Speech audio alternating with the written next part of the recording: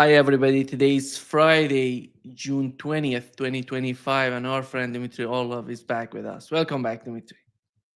Good to be with you. Before starting the talk, let us know how we can support your work. The URL should be on your screen. It's boosty.to/club Orlov, CLUBORLOV. I have an article up there right now about the current war going on and a lively discussion there by some knowledgeable people. So I hope you join us.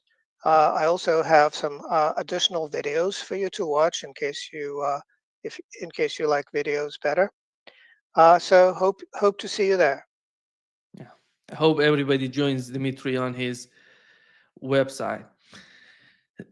Dimitri, let's get started with what's going on between Iran and Israel. Last time we talked, we didn't know what was happening with the Iranian response, what was happening within Iran, and because everybody was somehow Israelis were attacking, we didn't know the assassination coming out.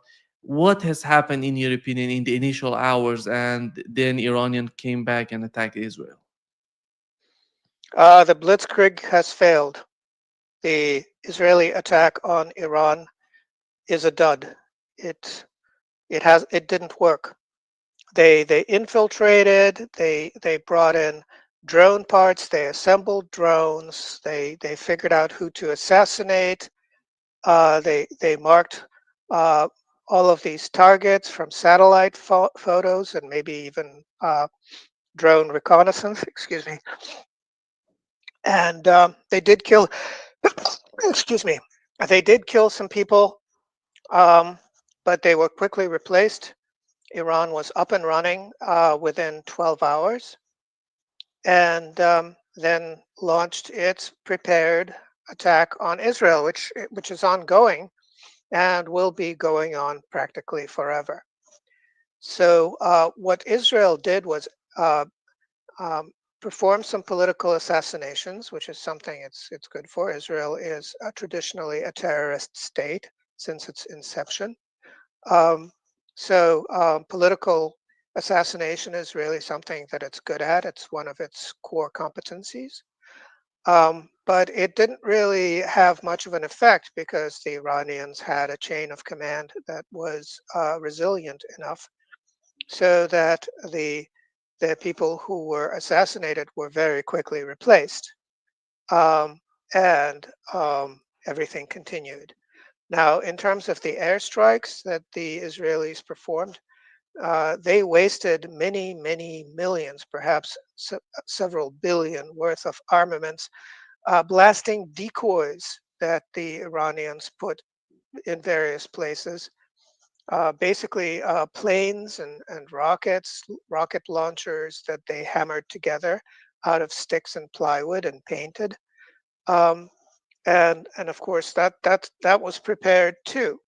Uh, Iran has unlimited capacity to put up decoys for Israel to destroy, and Israel did that. And then what commenced was a prepared Iranian response to Israeli attack. Israel opted to not develop nuclear weapons to avoid attack, but to deal with the attack when it comes by having a virtually unlimited number of ballistic missiles of different kinds um, with which to attack Israel. Now, you have to remember that Iran is a huge country, 1.5 million square kilometers. And Iran is a postage stamp sized country with its inhabited area, uh, something like 4 or 5 thousand square kilometers. It's a little patch of very thickly settled ground. And everything in Iran is in one or two or three instances.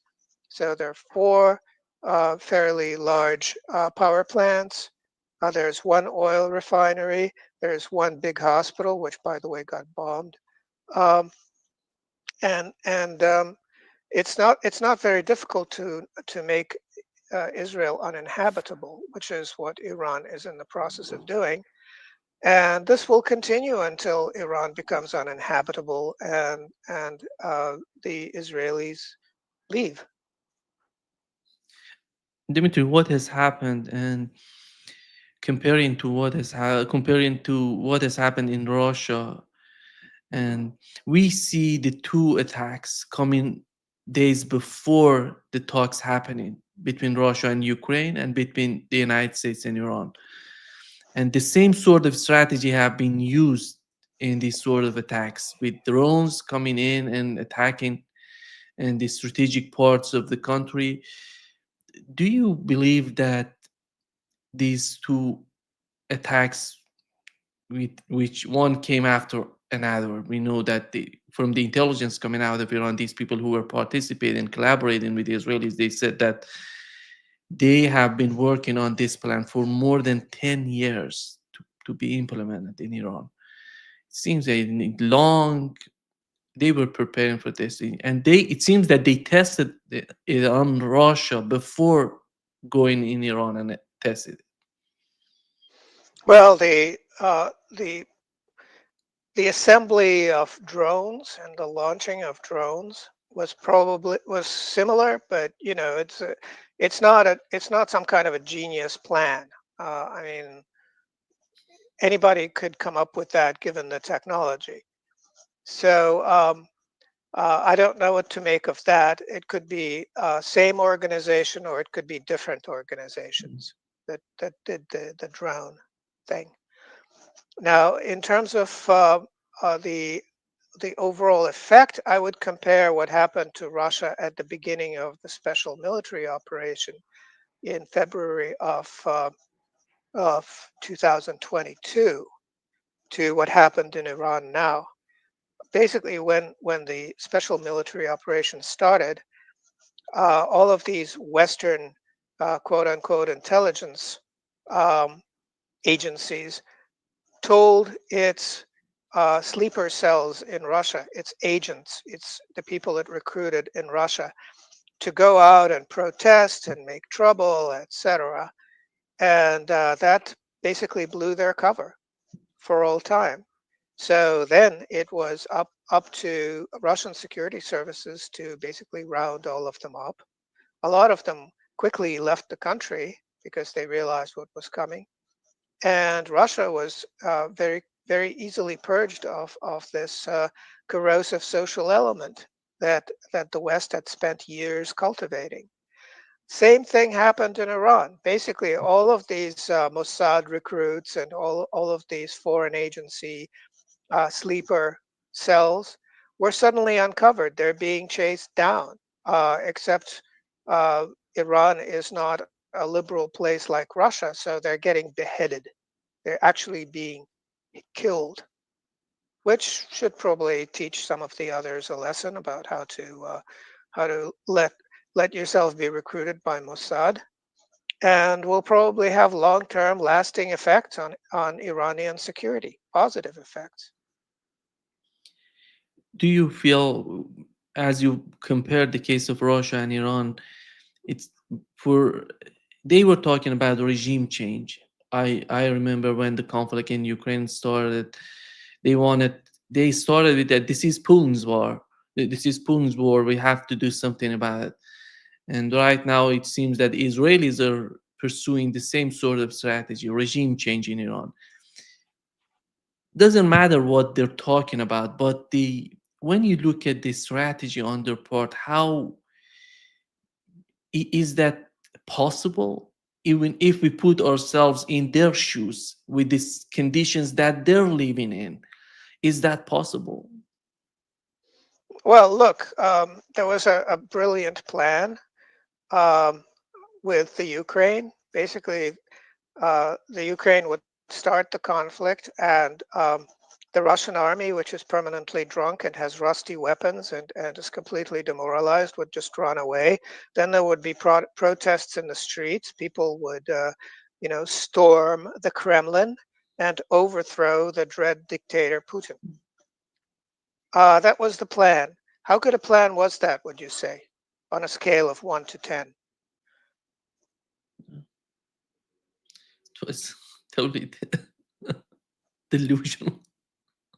It was totally delusional. Okay, so the plan with Iran was you kill some guards of the Islamic Revolution. You kill you kill the negotiating team that was negotiating with the Americans, um, and you kill some politicians, and then you destroy some decoys and blast this and that and expect the regime to crumble. Well, what happened instead is people came together.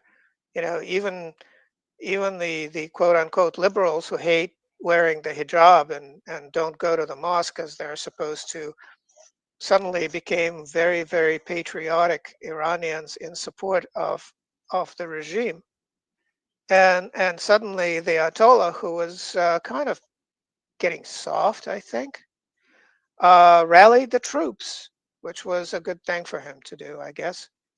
And so the Israeli attack had a really laudable effect on the Iranian society, making it very patriotic, very single-minded, and ready to endure hardships in order to do what it has been planning to do forever, which is destroy Israel. How the rhetoric in the West is Iranian nuclear program, and they want to do something about the Iranian capabilities in that term. Do you feel that they're going to achieve it by these attacks? They're going to get something more than what they were supposed to get through negotiations? Well, I think it'll be just as successful as destroying the weapons of mass destruction in Iraq, which don't exist and didn't exist. You know, Iran has what, a fatwa forbidding it from developing nuclear weapons that has the force of law. So, what is it? Is it playing games, or is it actually working on a different plan? Its major enemy is Israel. It has its two stated goals are to destroy Israel and thereby to banish the United States from the region. It's doing that using uh, very long tunnels filled with ballistic missiles, which it can launch something between 30 and 50 a day at Israel forever, which is what it's doing. And there's nothing to stop it. There's nothing to hinder it. It can continue doing that. What does it need nuclear weapons for? Nothing. Now, it's a really annoying thing for a country to be able to build a nuclear weapon and yet not build one. Uh, for um, for these jackal countries that think nothing of nuking other countries like the United States, that is just an unthinkable thing. If you can build a nuclear weapon, of course you would build one right away. So Netanyahu has been talking about the nuclear threat from Iran for what, 30 years? And every time he says that Iran is 2 or 3 weeks or months or something like that, or maybe days, from building a nuclear weapon. So he's the boy who cried wolf, and people should stop paying attention to him. Um, the fact is that Iran probably could build a nuclear weapon. In fact, some people in Iran now saying, please, please build a nuclear weapon. We're sick of these air raids by Israel. Just do something. But it's not really necessary, and I doubt that it's going to happen. Even if Iran had nuclear weapons, they would never attack Israel with nuclear weapons because let's add the nature of the conflict between Iran and Israel is because of Palestinians. It's because of Gazans, Palestinians. If they attack Israel, if the way Israel is picturing the situation, let's assume they're right. Let's give them some sort of comfort in the way that they're thinking about the conflict. But Iran is not going to attack Israel with nuclear weapons because many of Palestinians, a lot of Palestinians would be influenced, the land would be influenced by the attack. Why do they need to do that? What's the Well, meaning that's of not this? even the point. That's not even the point. The nuclear weapons are not intended to be used ever at all by anyone. They're intended to prevent nuclear weapons from being used, or and also to limit the scale of military confrontation, so that it's short of triggering a nuclear response. So you can have little wars, little regional conflicts like the one in the Ukraine, which doesn't threaten Russia at all. Everybody knows that it doesn't threaten Russia's sovereignty, because if it did, there would be the risk of a Russian nuclear response.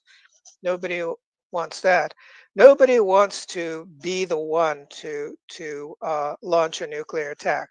The only person who did that is Harry Truman, the U.S. president. There is now a circle of hell just for him. He's the only one in that circle of hell, frying on a frying pan, and nobody wants to go there with him. Nobody else wants to go to that circle of hell and be there for all of eternity with Harry Truman. So nuclear weapons are not intended to be used. Now, if Iran did have nuclear weapons, would Israel attack it? Well, not in the way it did, but it would probably still be subject to sanctions, infiltration, um, uh, various various ways of hampering its oil trade, all kinds of other annoyances. Um, so I don't know that having a nuclear weapon would actually help. That's why Iran is trying to negotiate. But as the foreign minister of Iran said, you're asking us to negotiate. We were negotiating when you have decided to attack us. And I think Donald Trump has destroyed each and every credibility of the United States in talks, because how can you imagine talking with a country while they're planning to attack you? Well, anybody who actually negotiates with the United States is a little bit foolish, because uh, show me the country that the United States didn't try to swindle by signing agreements with it. You have to be extremely silly to think that the United States will honor its agreements.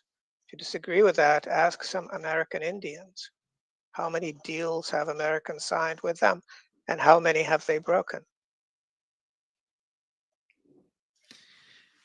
Do you, Dimitri, when it comes to the negotiation with the United States, it seems that Donald Trump is not in a good position considering Ukraine or in the Middle East. He wants something that is not possible for Russia or Iran to deliver.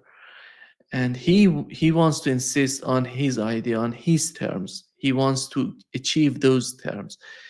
Do you feel that he would somehow achieve some percentage of what he's asking for?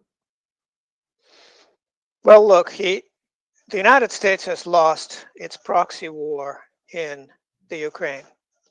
That has pretty much been admitted. Marco Rubio the Secretary of State, has admitted on camera, on record, that it's a proxy war. The Ukraine is just a proxy. Um, it is the United States telling it what to do, and uh, so that war has been lost. Everybody knows that the Ukraine, the proxy, has been defeated. And now it's basically just a slow grind. Russia nibbling away at Ukrainian territory and destroying, demilitarizing is the Russian term, all of the Ukrainian military. That's going very well for Russia, going horribly for the Ukrainians, um, as it should, and will continue. So the United States wants to shift focus from that fiasco to something else. Now, what happened is I guess that there's been some kind of a conversation between the Israelis and Trump, where the Israelis said, "Look, we have this wonderful operation ready to go to knock over Iran, and it'll be wonderful. Look, you destroyed Iraq, you destroyed Libya, you destroyed Syria. The Arab Spring was such a great success. So now Egypt and all of the North African Arab countries are severely weakened, cannot really pose any sort of a challenge." Um, and the last operation is regime change in Iran. And look, we have everything ready. We know who to assassinate. We have the son of the Shah of Iran uh, crawling out of the woodwork and ready to be crowned or whatever it is they do with shahs, and stuck as an American puppet in Tehran. And everything will be wonderful, and it'll be just a little victorious campaign. You will be the victor. Uh, you will have triumph and accolades and respect. And Trump, of course, said, "Yeah, okay, go ahead." And so the Israel mounted its blitzkrieg. It completely failed. Now Israel is being methodically destroyed by Iranian rocketry. And what can Trump do now? So what he said is, "I'll take my sweet time. I'll take 2 weeks to decide what to do." And meanwhile, he's grouping all of the assets that America has in the Persian Gulf, um, because why not? The United States already has thousands of people in military bases in the region that Israel can hit at will and cause You mean thousands of Iran? American casualties. You mean Iran can? Iran can hit at will, uh, causing thousands of American casualties. So why not put some aircraft carriers there as well for Iran to destroy? Iran has several different ways to sink American aircraft carriers at this point, um, including very exotic supersonic torpedoes. Um, but that's just posturing, and Trump has done that before with North Korea. Basically, tell aircraft carriers to steam toward North Korea, and then something happens, nobody knows what, and they steam away from North Korea and are found somewhere else in the world. And that's happened before, so I'm sure that this is what's he's basically saying.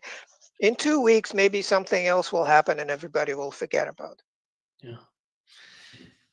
Actually, they're talking about attacking. It seems that the conversation in the United States is if the United States is capable of destroying Iranian nuclear facilities, because so far Israel was not successful in damaging or destroying them.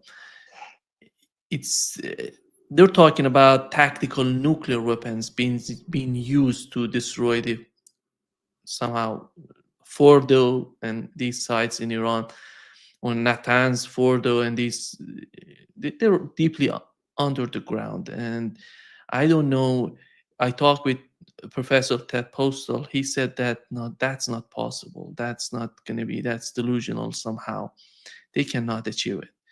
Do you feel that the United States would go to those sort of measures to attack Iran with tactical nuclear bombs? No, what they'll do is they'll uh, fly in the B-2 bomber with the giant bunker buster that they have in there, and they'll drop the bunker buster somewhere, um, doesn't matter where, and then claim victory and go home. Now the point is that the centrifuges are buried in over 100 meters of rock. The bunker buster under best possible conditions can only penetrate maybe 60 meters, 50, 60 meters. And the other thing is that, okay, well, they'll destroy some centrifuges, and that would be sad. The world needs more uranium centrifuges, not fewer.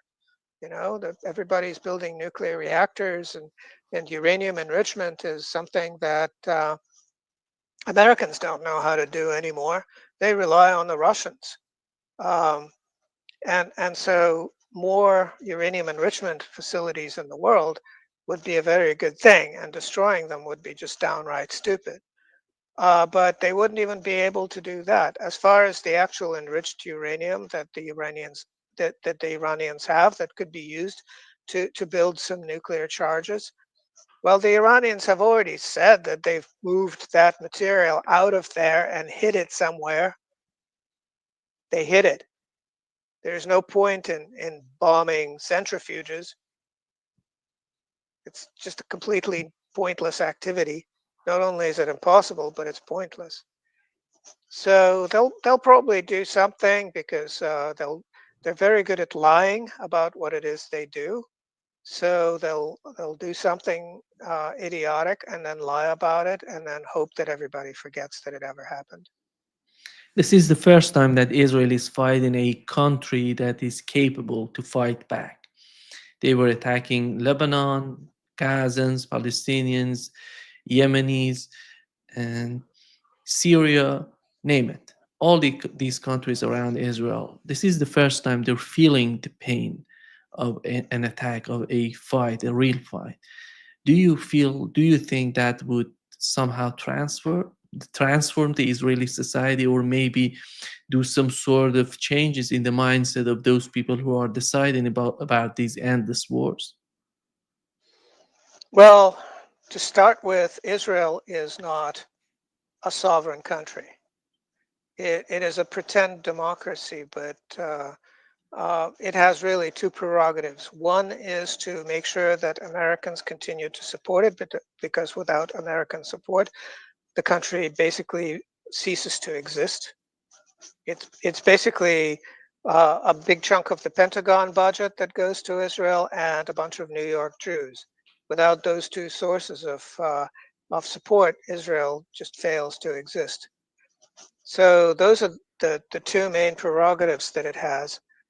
And then, it's a bit of a cult, where there's a lot of internal discipline, and of course, people who are in Israel have to pretend to be patriotic Israelis, and not say the wrong thing, etc.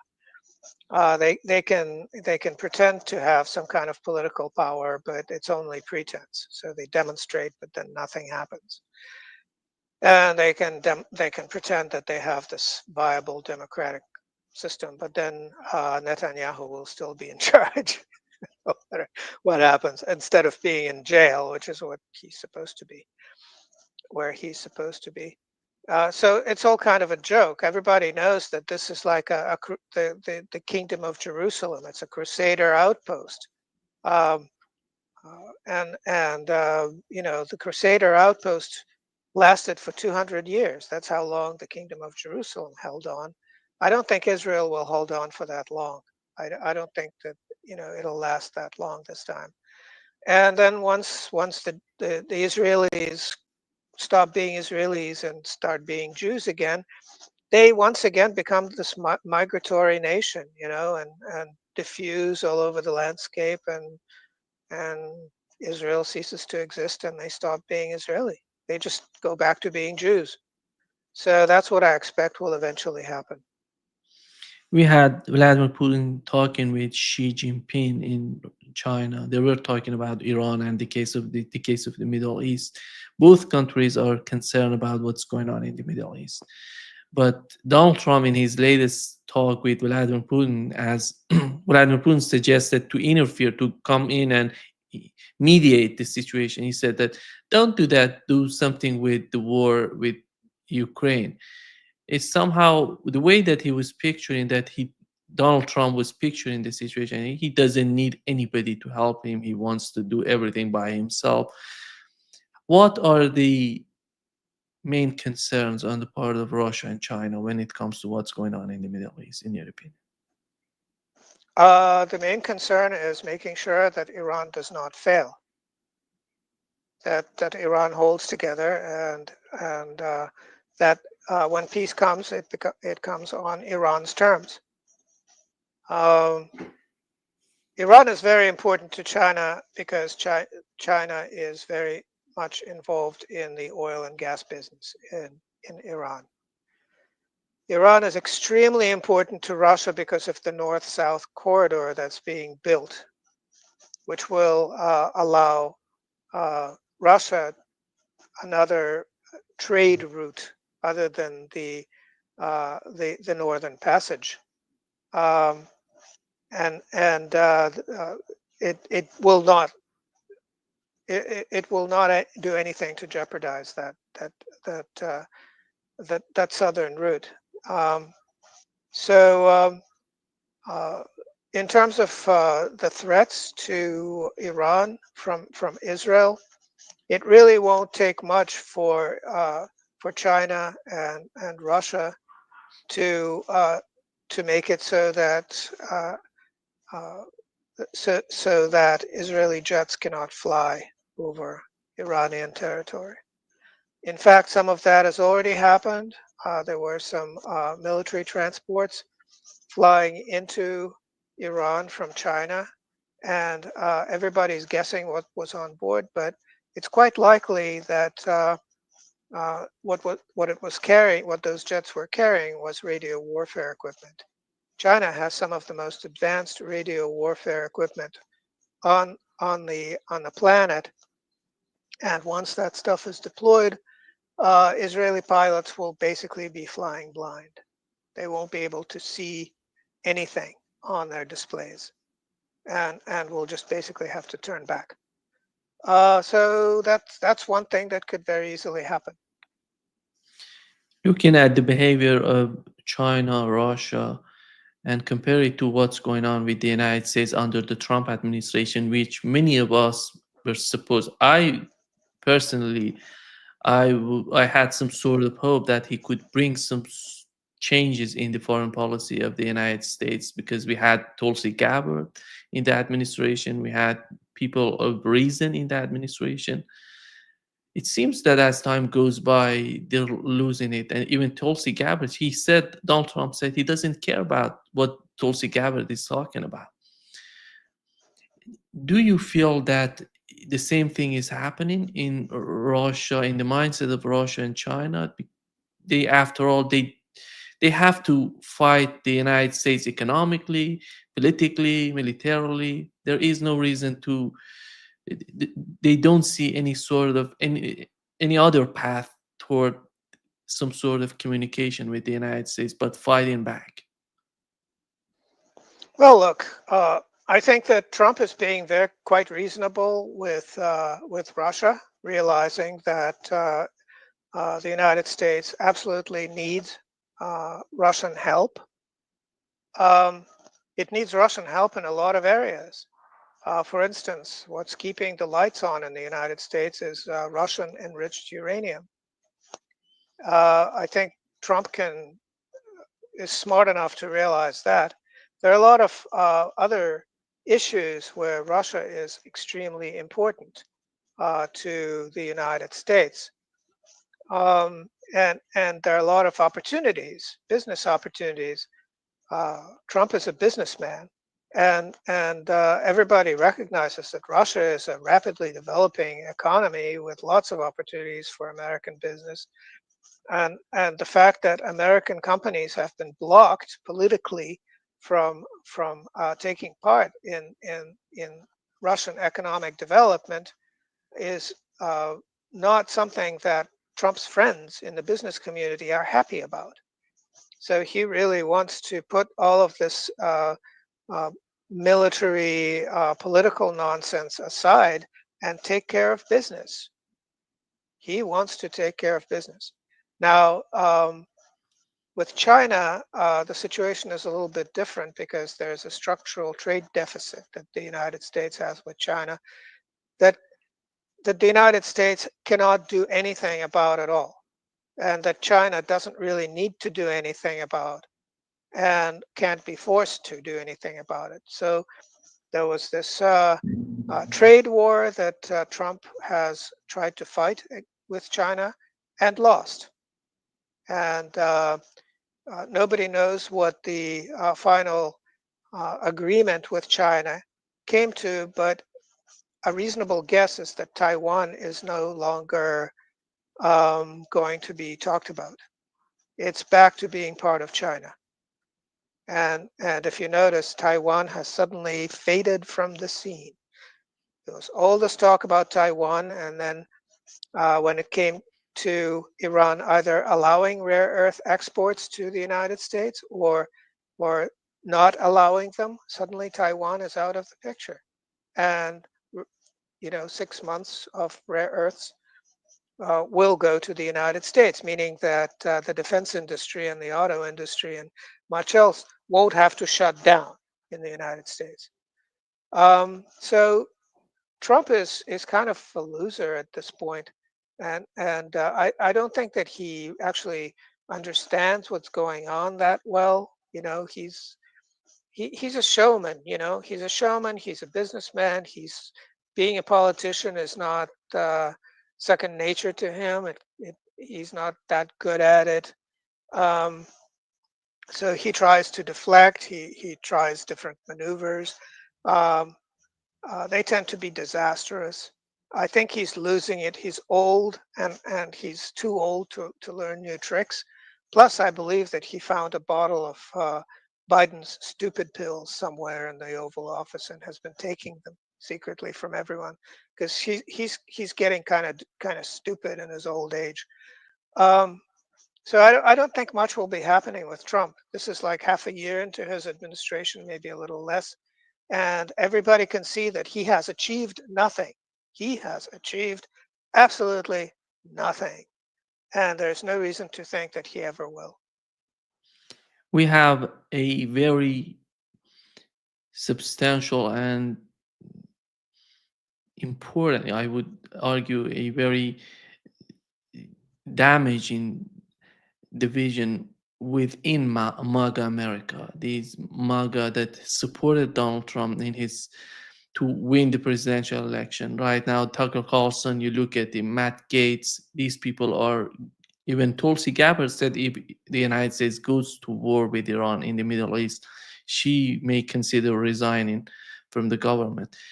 These are people who were supporting the Donald Trump's candidacy, and it seems that Donald Trump is not delivering on what he has promised to do. And do you think that these people would have some sort of leverage on Donald Trump, or may cause some sort of pressure on the administration to reconsider its decision when it comes to the Middle East? I don't think it's even the Middle East. I think it's everything. I think they're realizing that Trump is basically an idiot. I think that is actually dawning on a lot of people, is that he's just a blithering fool. He thinks that he can somehow manage the planet by using caps lock on his keyboard when tweeting things.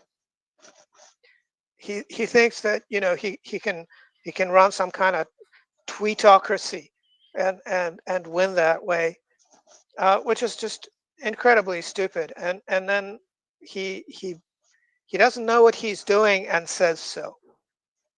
His recent pronouncements are sort of like, well, I might attack Iran or I might not attack Iran. Nobody knows what I'm going to do, and anybody who thinks that they know what I'm going to do is lying, because even I don't know what I'm going to do. Yeah, that's basically the spirit of what he says. Now, that should really fill people with confidence. I mean, commander in chief, knows exactly what he's doing, has strategy stretching, over the horizon, can manage our affairs better than anyone else. Sure, he doesn't know what he's going to do next week. That's wonderful. He's putting up uh, giant flagpoles next to the White House because they're wonderful. He's probably considering plans to have his face carved into Mount Rushmore, and that's probably much more interesting for him than the war with Iran or anything like that. For the leadership in Iran, Russia, and China, what's going on is somehow different from what we've seen before. What does that mean? It means that if something happens in the Middle East, logically, the price of oil would go up and Russia would benefit from that. But if something happens to Iran, Russia is totally against it because they know how important the, as you've mentioned, with these projects, new projects, in terms of the security, how important Iran is for Russia. And on the other hand, you look at China, sees what's going on in the Middle East. The price of oil, if goes up, it would hurt China. And China knows if something happens with Iran and Russia, they would be the next target. It's somehow complicated, and at the same time it's so simple to understand. To find a long-term strategy, not a short-term strategy. But it seems that in the mind of the administration in the United States, it's all about the tactics. It's all about what can get for the time being. They're not thinking about the future, how they can just assume a participation, somehow collaboration between the East and the West. Do you think that's totally gone from the scene? Well, I don't think the administration in the U.S. can even manage tactics at this point. I mean, look at the tactic of quick victory over Iran, where that has led them. I think all they can manage at this point is optics, how something looks, and what they're trying to do is to avoid absolute outright shame, or at least to obscure it with new antics of some sort. If two giant flagpoles don't work, maybe they'll blow up a bridge somewhere. I don't know. Maybe maybe they'll have some kind of a ridiculous failure to draw interest away from foreign affairs. Americans, they're not that interested in the rest of the world. Um, and so it is, and they're very easily distracted. Their attention basically is limited to what you can squeeze in between two television commercials, and they've been trained to be that way over several generations now. So they're very easy to distract. So basically you go from Iran to something else, and that something else is now in the news, and Iran is not in the news. I mean, how many Americans have noticed that Taiwan is no longer in the news? Have you heard any American notice that? No. It's like out of sight, out of mind. So that's kind of the way they manage it, and um, leaving it to Russia, China, Iran, North Korea, um, to figure out what the long term strategies are. Do you feel that these countries would finally get some security agreement to protect the projects that they're doing? Because these, it can, as you've mentioned, the north south corridor or the Silk Road, all these projects, economic projects that are happening among these countries, they need some sort of security agreement to protect them. Are we getting there? Are we finally getting to a point these countries protecting what they're doing? Yes, it's called SCO, Shanghai Cooperation Organization. It's there. It's in place. There are various other security frameworks. There are discussions, active discussions. There's work. There's being done, ministerial level work, um, not only between Moscow and Beijing, but between Russian and Chinese regions. There's regional cooperation across the border, um, and similarly with Iran. So the security frameworks are in place. Don't worry about it. Everything is under control. We had this St. Petersburg International Economic Forum, Dmitry. I- If you were to mention the main points in this forum, and what are the highlights of this forum that you can mention for us in terms of the bigger picture of the region, the bigger picture of what's going on in the world, and the way that somehow the eastern part of the world trying to find some sort of solution for their problems in terms to dealing with the United States and with the West? Well, the forum is ongoing. It's just open. So far, it's been press conferences and some remarks. I haven't really paid attention to much of the international discussion, but it is in St. Petersburg, so it was attended by various officials, Russian officials, talking about the Russian economy. Um, and there's an incongruous situation right now where the interest rate is 19%. So bank deposits pay 19% interest, but inflation is now 5%. So there's 14% pure profit from from money sitting in the bank. And on the one hand, this is a good result, and on the other hand, 19% is something that stifles the mortgage market and stifles the auto market and is not going to be conducive to high economic growth moving forward.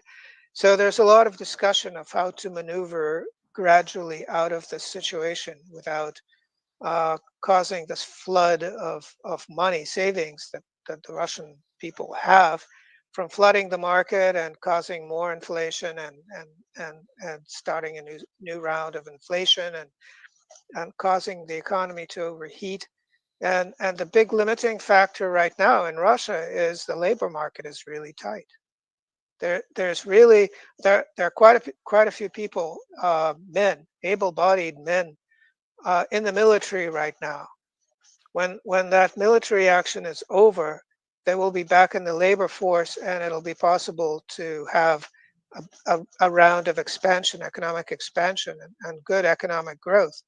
But right now it's this uncertain period of time where, on the one hand, there's a war going on. On the other hand, the country is living as if there's no war.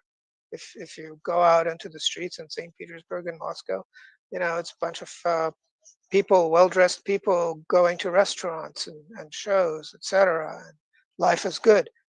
So there's some basic internal incongruity that people are trying to sort out.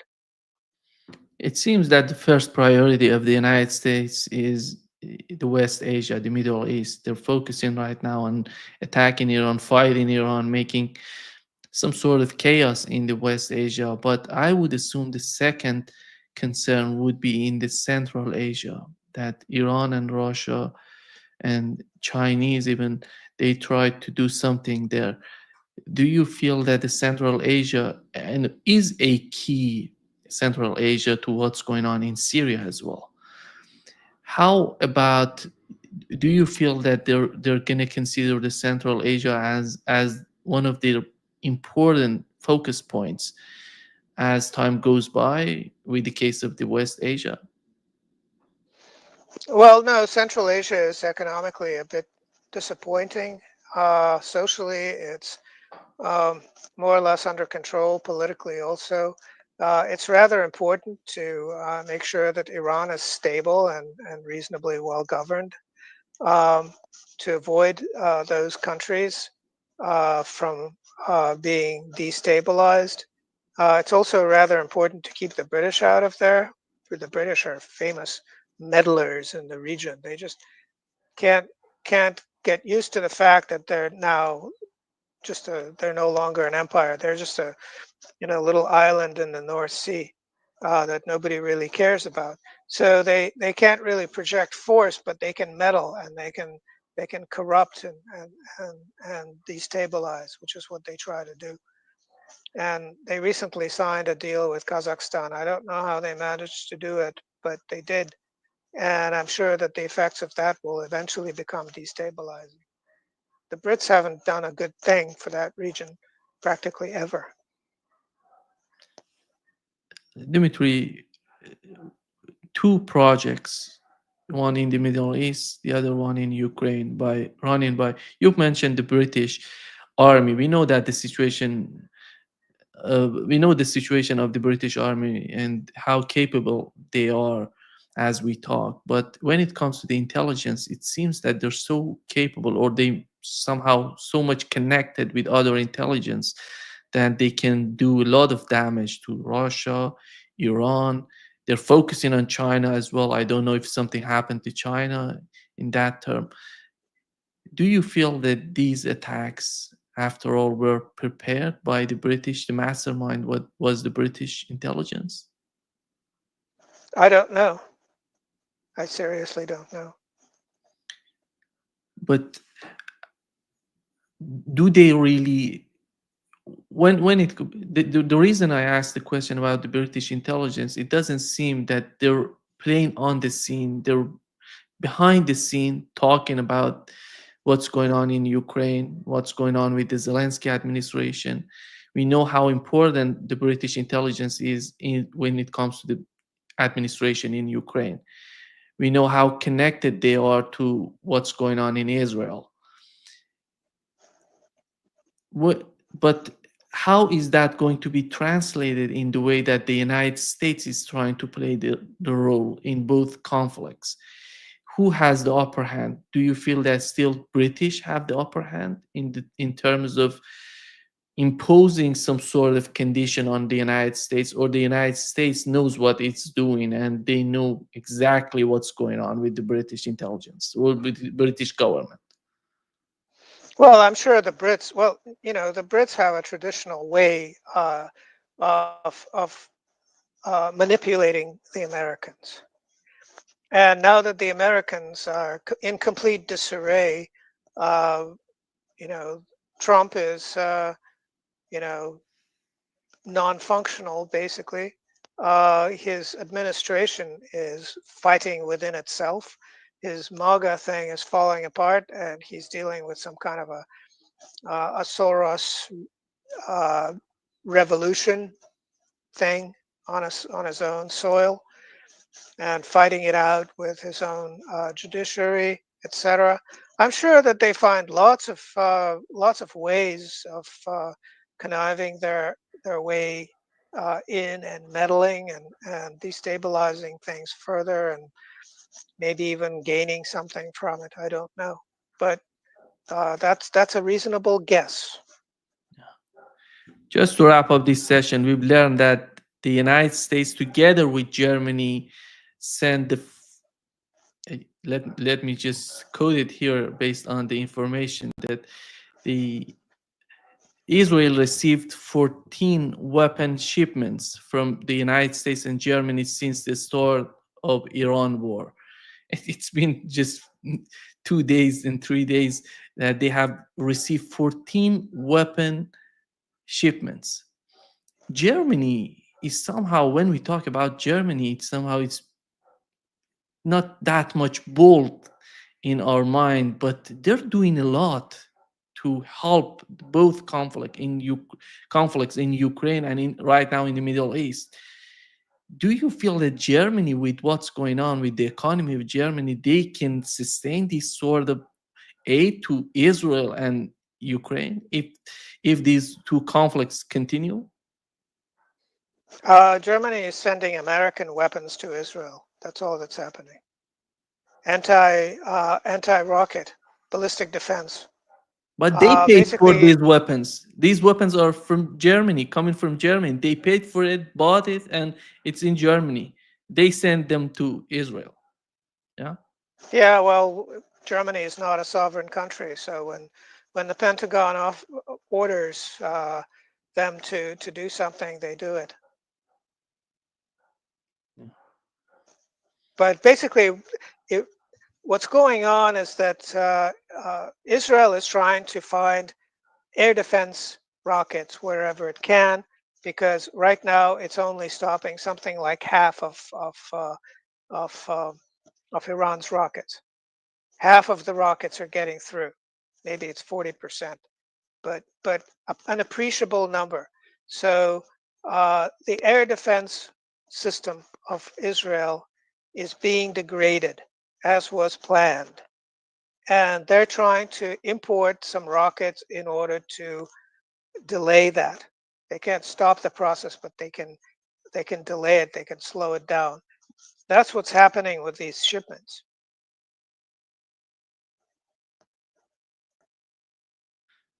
we had Washington Post reporting that Israel doesn't have the missiles to be used in the air defense system for the if the war continues for they have sort of 10 or 12 days to sustain the situation. On beyond that, they're not going to be able to defend themselves, to use the air defense systems. And is that the reason that Donald Trump is putting a lot of pressure on Iran? That we're going to attack. You have to leave Tehran. You have to, the leadership in Iran should be careful. We're going to attack you. It seems that Israel is running out of ammunition, running out of missiles. That's why they're doing this. Maybe we can translate it this way. Well, I'd leave Trump's trash talking, whoever, just completely out of the equation. But what's going on is uh, Israeli air defense systems are being degraded. We are probably 2 or 3 weeks away from uh, Tehran just basically being able to blast away at anything it wants to on Israeli territory. And what the US can do to stop that is a very good question. What the assets that it's deploying to the region are not air defense assets because it doesn't have any. The thing with the West, be it in the Ukraine, be it in Europe, in the United States, anywhere else in the world, is the West does not have good air defenses. It just doesn't. And it doesn't have a good stockpile of air defense rockets. So once those are depleted, you have to wait many years until that stockpile recovers because they make new ones very slowly. So that is a very important part of the equation, I think. Yeah. Before wrapping up, Dmitry, how can we support your work? Please let us know. Well, you should see a URL on your screen. Type it into your browser and go there and subscribe and read my articles. They're both in English and in French. For those who find English troublesome, I understand. Uh, and so please go there, continue, contribute to the discussion, ask questions. Hope to see you there. Yeah. Thank you so much, Dmitry, for being with us today. Great pleasure as always. Thank you. Bye bye.